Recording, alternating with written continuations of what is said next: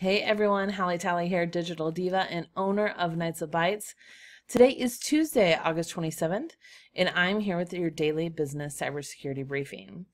So we're in the home stretch, our final week of cybersecurity basics, and today I'm going to give you two examples of prospects and clients that have come to us because they've been a victim of a cyber attack. Now, why am I sharing this information with you?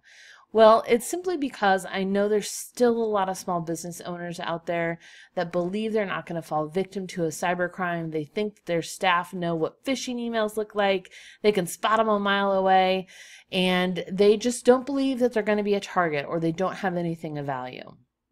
And by giving you these real life examples of things that have happened here in Omaha with a variety of sizes of businesses, I'm hoping to open your eyes even further than I already have. So let's talk about these customers that we've helped. The first was actually a prospect that sought us out. Now, this is a really small company, 3 users, 1 full-time, 2 part-time. They work full-time, but they're not sitting at a computer full-time. Now, they contacted us because they had gotten ransomware. They had an IT person who simply told them that they weren't able to fix it. It wasn't something they could remove. He didn't recommend paying the ransom, but maybe they could talk to a cybersecurity expert or firm, and they would have maybe some ideas of how to get their information back without having to pay the ransom. So they contacted us. Now, we did a cursory look. We actually went on site, did some kind of a cybersecurity mini assessment to find out what was happening. You know, we can't prescribe without diagnosing first, right? So we go on site, we find out that they do have backups. The IT person just unfortunately did not know how to use the backup software properly. And so we were able to use that backup to restore good information before they had that ransomware placed on their computers. And because of that, we were able to save them a lot of money because I believe the ransom was just north of $10,000. And again, small company, they don't do, they don't store credit card information. They don't store bank accounts information, usernames, passwords. They provide a service, they bill for it on a monthly basis, and that's pretty much it.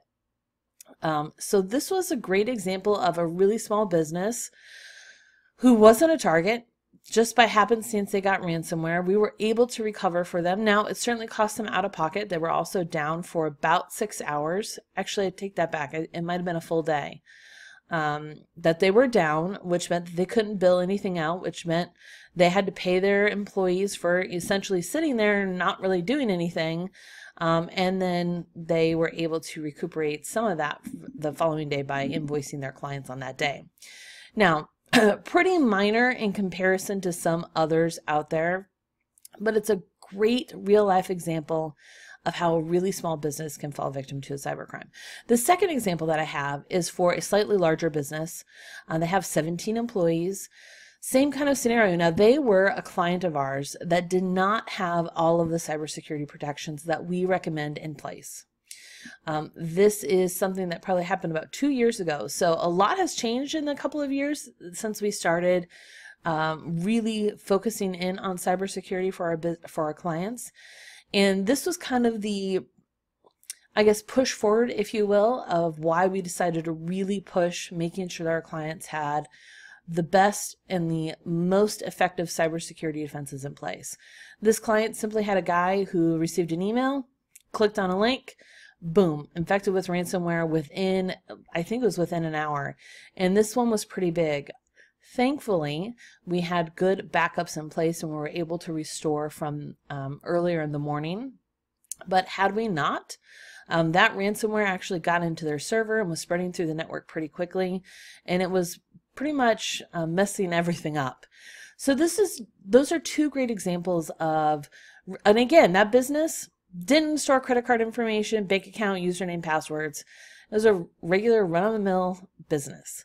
So these are two really good real-life examples of businesses that were not expecting to get hit with ransomware, got hit with ransomware, active opportunity from a cyber criminal, and thankfully we were able to restore them back to normal because of backups. There's a couple things to take away from that. So make sure as a business you are backing up your information. And 2, make sure that your IT person understands how the backup works. And 3, make sure that you have the right cybersecurity defenses in place so you don't really have to ever, I shouldn't say ever, you don't have to worry about it as much. And when it happens, you can recover in a calm manner. As always, if you have any questions, post them below. Shoot me an email to htally@knightsofbytes.com.